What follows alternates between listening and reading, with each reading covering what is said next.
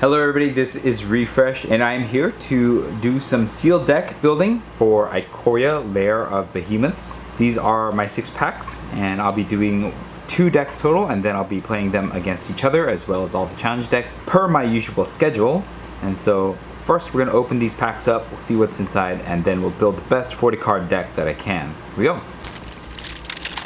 Alright, we have a Crustacean, Lurking Deadeye, Dranis Stinger, Mysterious Egg, Frostlynx, Unexpected Fangs, Dreamtail Heron, Humble Naturalist, Spontaneous Flight, Rumbling Rock Slide, a Fancy Pouncing Shore Shark, a Jubilant Skybonder, a Swallow Hole, a Cub Warden, a Tranquil Cove, and a token card. Now we have a Thieving Otter, Mutual Destruction, Spell Eater Wolverine, Adaptive Shimmerer, Phase Dolphin, Bushmeat Poacher, Essence Scatter, Flycatcher Giraffid, Savai Sabertooth, Fire Prophecy, Zagoth Crystal, Frillscare Mentor, Savai Thundermane, Skycat Sovereign, and an Island and a Dinosaur Beast token. Alright, these packs are backwards. We have a tip card, Swamp, Slitherwisp, Lead the Stampede, Poliwag Symbiote, Frillscare Mentor, Shredded Sails, Sudden Spinnerets, Mysterious Egg, Adaptive Shimmerer, Snare Tactician, Startling Development, Ferocious Tigerilla, Patagia Tiger, Serrated Scorpion, Go for Blood. I think that these fatter, bigger packs are significantly different from the other regular packs. It must be packaged at a different manufacturer. We even have a little part here that makes it easy to take it open. Alright, now we have a Human Soldier, a Forest, a foil alternate art Parcel Beast. That looks really cool. As well as a Savai Triome with the extended border alternate art. Escape Protocol, Easy Prey, Regal Leosaur, also with the alternate art, Mysterious Egg, Adventurous Impulse, Dranith Healer, Aegis Turtle, Savai Sabertooth, Forbidden Friendship, Durable Coil Bug, Patagia Tiger, and Ferocious Tigerilla. Back to the normal, we have a Startling Development, Gloom Pangolin, Frenzied Raptor, Evolving Wilds, Facet Reader, Unlikely Aid, Spontaneous Flight, Rumbling Rock Slide, Fully Grown, Fight as One, a Fancy Artwork, alternate artwork, Porcu Parrot, a Lore Dracus, a Zagoth Triome, an Essence Symbiont in foil, a Swamp, and a Companion token.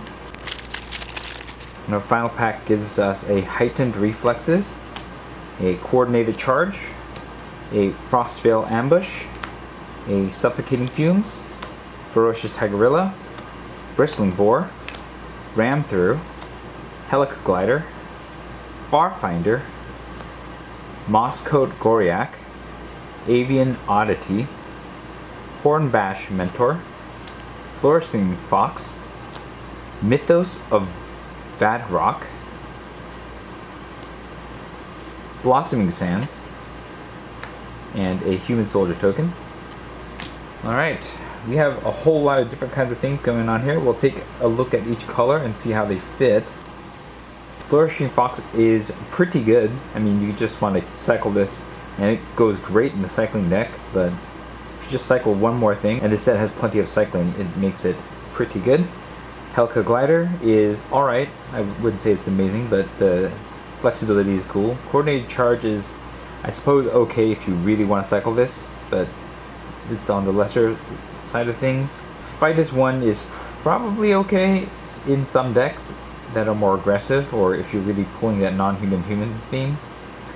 Spontaneous Flight, I guess, could be okay. Teja Tiger is okay. I mean, you can get a thing through if you need it. I don't know how many of these that you want in your deck, but it's fine. It's a nice aggressive card, but I don't think it's that good in this particular format, especially as just a plain cap. But I guess sometimes you want that aggression, and if this deck is one that wants an aggression, that's good. Granite Healer is quite good. You cycle it for 1. I think that makes it the best. That's a 2/2 that can sometimes net you a little bit of life. Another Teja Tiger. Snare Tactician is great if you're playing a cycling deck. I really like this card a lot. Another Savai Sabertooth. Cub Warden is a beast. I think it just makes cats whenever you mutate it, and even if you're not mutating it more than the first time, which only costs 4 mana, you get a lifelinker that's 3/5, and it's pretty decent. I like this one a lot. Swallow Hole is a bit of removal. It's a bit hard to make it work though, because you have to tap an untapped creature, but I guess it's okay. I mean, sometimes you need removal, and this will be the removal that you sometimes need. So I'll put it over here. It's a little harder though, because you do have to tap a creature, so it's not high under consideration. Another Spontaneous Flight. White overall seems okay. There are some good cards here, and a lot of really mediocre ones. For blue, we have Avian Oddity, which I think is okay. I think that the fact that you can cycle it to put a flying counter on something is okay, but the body is just okay. Nothing exciting here. I like Frostveil Ambush for its capacity to cycle, and in the later game it actually does something. The Facet Reader is probably not what I'm interested in. The Startling Development, again, because you can cycle it, I think it makes it better. And sometimes you just make a creature a 4/4 and then surprise block or surprise attack. You have the Aegis Turtle, which I'm not really looking to cast at any point. Escape Protocol is good if you're cycling, and that's what this is for, and it lets you blink things, and so sometimes things that you blink will get you extra value. Right now I don't have anything in my hand that does that, but at some point that could be good. We will keep this in mind, but it's only if we get all the right stuff to make that work. We have Startling Development. Simitic Polywog likes Mutate, and this is a good card if you have a Mutate. But we have to make sure that we have a deck that is playing all the Mutate cards. I think it's a little better than Avian Oddity though. Essence Scatter I think is okay. There's plenty of creature spells being cast, and it is kind of a removal for them. Phase Dolphin I think is just mediocre.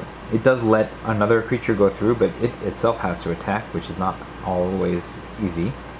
I think Thieving Otter can be good. It's a great target for mutation, because then you can make it bigger than its 2/2 body, but whenever it deals damage to an opponent and draws a card, it's pretty good. So I think it's not the best creature. Probably like it better than the Avian Oddity. Pouncing Shore Shark is pretty good as a 4/3 flash. It's just fine, and then whenever you mutated it, you can bounce a creature, which makes it even better. Not that this is an amazing card, but it is quite a good card, and probably one of the better cards that I have. Dreamtail Heron is also pretty good. It's a mutate creature, and it also gets you a flyer that also can draw your cards, so I like that. I think Frostlynx is just okay. It's an okay mutate target, but I think the main thing that it's doing is slowing your opponent down. Tempo Play, I think that's okay, but not a high pick here. And Crustacean, I really don't want to play, just like I don't want to play the Aegis Turtle. Blue is alright. We got some good cards and some decent cyclers, but the payoffs are not really high, aside from maybe the Shore Shark. In black, we have a Suffocating Fumes, which I think is a decent card for your sideboard. Don't want to really play this up front, but because it has cycling, you almost think you can put it in, because if your opponent's not playing off little creatures, then you cycle it, right? But still, as a cycling 2, it's not a high choice cycling card. I think Unlikely Aid is probably better in other sets. The Gloom Pangolin is pretty boring. I'm not really interested in that one. This is a good if you want to mutate onto it, because it just comes back, whereas Mutate does potentially give you the 2-for-1 or 3-for-1 ability on your opponent's side, so it's okay. I think I like Easy Prey You can kill a 2-drop with it, but I think more importantly you can cycle it if you don't have any 2-drops to kill, and I think that makes it a decent removal card, probably better than Suffocating Flames. The Serrated Scorpion is a good mutate target as well, and it's a good sacrifice target if you happen to have the right deck for that. Same with Durable Coral Bug. I'll put this down here though. The Bushmeat Poacher I think is pretty good. It is one of those cards that let you sacrifice a thing and then you get life equal to the toughness and draw a card. I think this is a good way to abuse this trio here, Serrated Scorpion, Durable Coral Bug, and Bushmeat Poacher. I like that a lot. The Mutual Destruction is pretty cool. It's like a sorcery speed Bone Splinters that can sometimes go in quick speed, and I think that's decent if you can just get enough things to sacrifice. And again, the Durable Coral Bug and the Serrated Scorpion move towards that, but I think you do need a deck that is playing on this theme just a little bit more to play it. And then you have Unexpected Fangs, which I think is fine, but it's not especially exciting as a combat trick goes. Probably better than Unlikely Aid because I kind of stick around. And Lurking Deadeye is just sometimes good. It can kill a thing and then it can kill another thing, but that's like in the best case scenario. I think I'm not looking to play it early, but it is a card that can be a decent filler if I need it. So black looks okay. Not great, it's a little thin. I think blue is probably the better color between them. I think I like white a little bit more, but there are some cards in black. Let's take a look at red, which looks like I have the most number of cards. The first Tigerilla is fine. It's flexible, which I like. The Heightened Reflexes is just fine, except in an aggressive deck. I like Porcuparrot a lot, especially if you can mutate it. It just like can start shooting down everything, so it's pretty cool. Rumbling Rockslide is a fine one-of to kill whatever you need to kill. The Frenzied Raptor is very boring and I'm not into it. I'd rather play a Ferocious Tigerilla. We have two of them. And then the Forbidden Friendship, I suppose, is okay in terms of getting bodies, and it really helps amplify that human-non-human theme, but I'm not 100% sold on it. We'll see. I'll put this over here. Go for Blood is fine. It's mostly because it cycles, so you can get something else better, and sometimes, you know, you fight with it. That's fine. More Ferocious Tigerillas, Shredded Sails. I think you could put this in a deck just because it cycles, and if you have something to do with cycling. Otherwise, you know, Destroy Target Artifact or to deal 4 damage to a creature with flying is really more of a sideboard card. But because it cycles, it's something that you could consider putting in a deck, especially if you can get benefits from cycling. Filscare Mentor, I have 2 of, and I think that this is pretty cool. It's like a Menace Lord, and then you can just puff up all your Menace creatures, and so I think that that's pretty good, but you need non-humans to put them on. It gives something Menace immediately and then can pump up your Menace creatures. Makes it an okay card. I do like Fire Prophecy a lot. It's probably the best card in this particular pack. Just straight removal, let you loot, or rummage as it were. Spell Eater Wolverine can be okay in a spells deck, but you really have to be in a spells deck. I don't know if I am. And then the second Rumbling Rockslide, I don't know that the second one gets better, but we'll have it. I like the Drowned Sting a lot because it cycles for 1. It's a decent body, and then whenever you cycle, you get a thing. So red looks pretty good. It's not like amazing, there's nothing that makes it stacked, but it's pretty good. And then you also have the Mythos of Vadrock, which is pretty good as well, because you just do 5 damage split any way that you want. If you spend the full Jeskai mana, then you can make them not block and like kind of lock them down. But really, this is a 4 mana 5 damage spell that you can split that damage any way you want. I think that makes red even better. It's probably the best removal spell I have, at least taking a quick gander at what I have. Let's take a look at green. Alright, we have a Moscow Goryak, which is pretty boring. I don't love this card. Hornbash Mentor is a little better. It does let you power up your non-human creatures with Trample, like I said with the Filscare Mentor before, and it's just a decent body at 3/3 for 3. So I do like the Hornbash Mentor quite a bit. Ram Through is a decent removal spell. I do like this as well. Bristling Boar is fine. If you can give this Menace, Bristling Boar can be quite the destructive creature, especially since you can't block it then at all. And that makes it really good, but you have to have enough Menace choices. Now, because I have those Filscare Mentors, I'm almost tempted to play this just because of that. Essence Symbiote is good if you like mutating, and then Fully Grown is an okay combat trick. The trample that it lands is fine, but I'm not like looking to play that. This is a filler card if you really just need that 23rd card to help you dig a little bit more. And then Sudden Spinnerets, I think I might like it better than Fully Grown just because of the fact that it only costs 1 mana.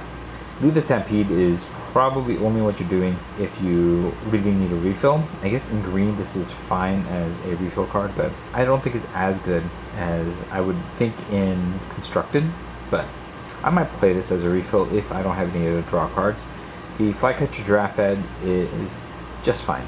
It's a fine creature that can be what you need it to be, whether it's an attacker or a blocker, but it's never going to be the exciting creature. And the Humble Naturalist is ramp, and sometimes you need ramp, and I think that makes it okay. Overall, I think green is not too exciting. It does have some decent cards here if you want to play certain decks, but it's a little thin, and consequently I'm probably not going to play it. Let's take a look at our colorless cards. These can fit into every single deck. The Farfinder, I think, is okay. It does get you a land, and that'll help you fix, but it's also kind of nothing, so I don't know. I like Evolving Wilds. We're going to be playing multicolor at any point, so we're definitely playing Evolving Wilds. This is good if you have a strong Mutate deck, but I don't know that that's what we have. Same with the Adaptive Shimmerers. I'm not sure we're going to play these unless we get a lot of Mutate creatures, and we have a lot of these. So it's really more, what do we have and how does it work? I think the Farfinder could see use though, especially in a Mutate deck, since you can mutate onto that to give something vigilance. Alright, now to look at our multicolors. We can get a little bit of color fixing with Zagos Crystal if we're going to play the Sultai colors. We can do that with the Survive Triumph for Mardu. In red and white, we have the Regal Leosaur, which is a decent mutator. It just makes things stronger, and so it hits hard if you can mutate on top of it. And then we have the Survive Thundermane, which instead plays with Cycle. Both of these point towards a different theme in red and white, but we could see what happens. I mean, I do have alright red and white cards, so that's an option. We have a Parcel Beast in blue and green, and this is a pretty good card in terms of getting card advantage. It gets us lands if we need it, so that is not a bad choice. It mutates for cheap too, so I like that. This is just really cool. It's a shiny showcase art. And then Slitherwisp I think is fine. This is in the Flash deck, which isn't exactly a deck, but it's a 3/2 flasher that can get you some benefits off of more flash if you have it. I don't know that I'm going to be playing black and blue, but if I am, this is a choice. Lord Rakkus is a mutator that cares about instants and sorceries from your graveyard, and that's decent. I do have a good set of blue and red cards, so I do want to consider this as well. And we could possibly go into Jeskai if I have enough fixing for it. I don't know that I do, but if I did. And then the Skycat Sovereign is also a pretty strong card if you have enough flying, and sometimes that may make me want to play like a flying deck. If I have enough, then it gets quite strong. So, and it's just creature generator, which makes it good. I also have fixing in those colors, as long as the Jubilant Skybonder, which gets you a flyer that can make your flyers a bit more defensive. So this is actually an interesting team. It makes me want to play blue and white. Then we have a fixing for white and green. So I think the first thing I'm going to do is I'm going to follow these multicolor cards and see what 2-color pairs are good, and then maybe I can splash into an additional color if I need to. So let's go ahead and start with blue and white.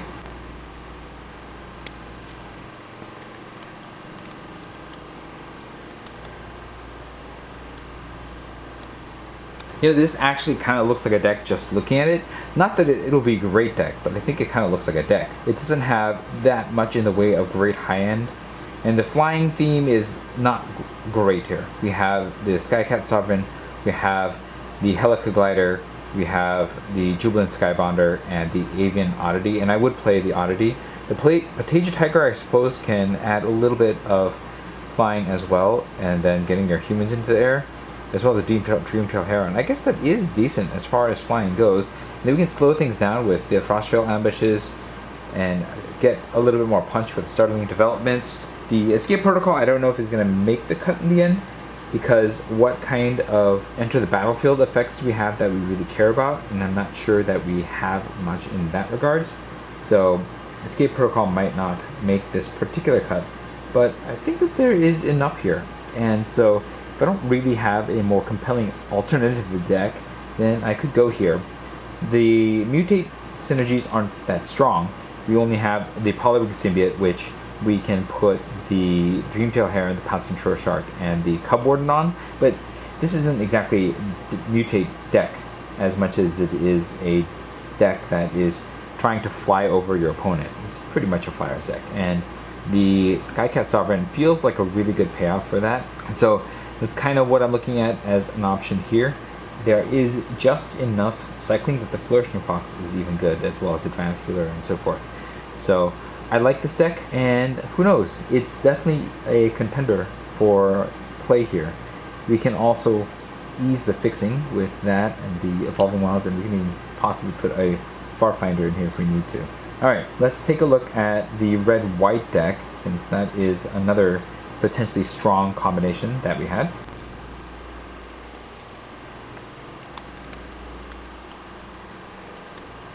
Alright, so this deck has a bit of mutate and a bit of cycling, and it's not super exciting, although I do like the Savai Thundermane and the Regal Leosaur sort of playing with the cycling cards as well as the Cub Warden and the Porcuparrot, but I don't think it's as consistent. This does have a lot more removal than the blue-white deck. There's no fixing intrinsically, and so we are kind of left with what we have here, but I think this is a decent aggressive deck, and the fact that we can get some menace going on with the Filscarrow Mentors and the Ferocious Tigerillas is very interesting to me. And so maybe the spells part of the deck won't last with the Spell Eater Wolverine, but I do think that there is something resembling a deck here, and I won't discount this one either. Now we're going to go ahead and take a look at the blue-red deck, since those are our thickest piles in terms of cards.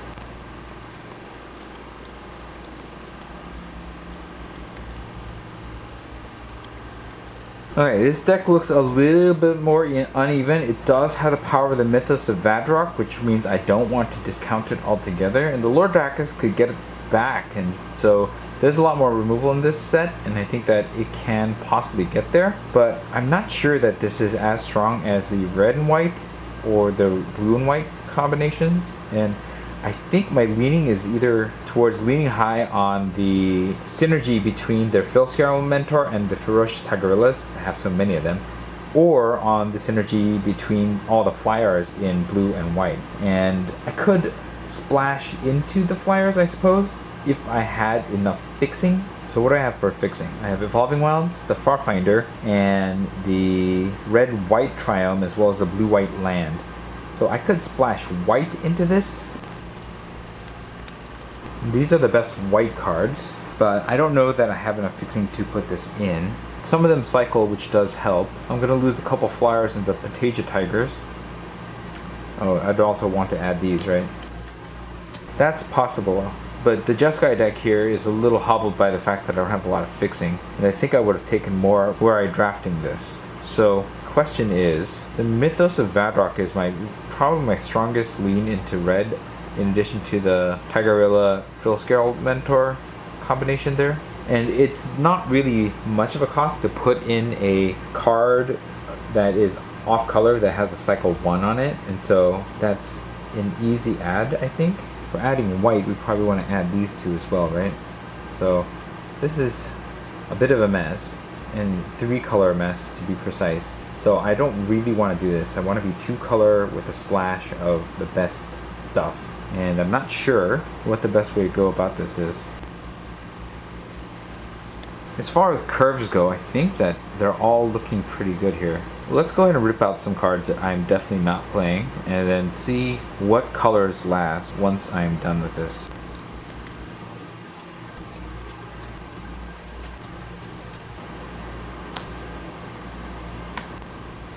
So we only have a little bit of fixing. Do we make the center white and then splash off of white? I think the Mythos of Vadrok makes that hard though.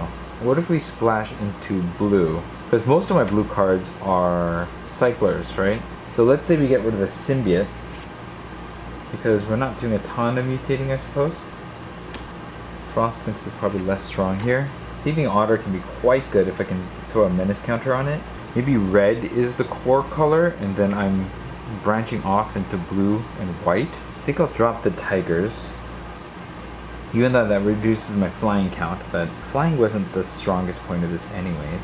The Skycat doesn't need a ton of help because it can create its own creatures, but that's what the Spontaneous Flight is good for. It can make flyers, and making flyers out of a Thieving Otter, or making menacers out of a Thieving Otter, seems pretty good. I think we cut Shredded Sails because it's cycling for 2, and it's pretty conditional. I think we bring it out of the sideboard if we need it. Go for blood since it's cycling 1, I still want to keep it. We'll probably cut a rumbling rock slide at this point because we have decent removal as it is. Alright, I think we can cut the flying theme because we can't spread the flyers out, right? We can't add flying except with spontaneous flight, and I think the mutate and menace theme is just a little bit more present in the creatures that we have. So we'll cut out the spontaneous flights, the Helicoglider, the Skybonder. I think the Skycat Sovereign is probably good enough to just stay by itself, even without those cards. So now if we just cut 3 cards, I think we're going to get there. We do have a lot of cyclers, so that does help a bit.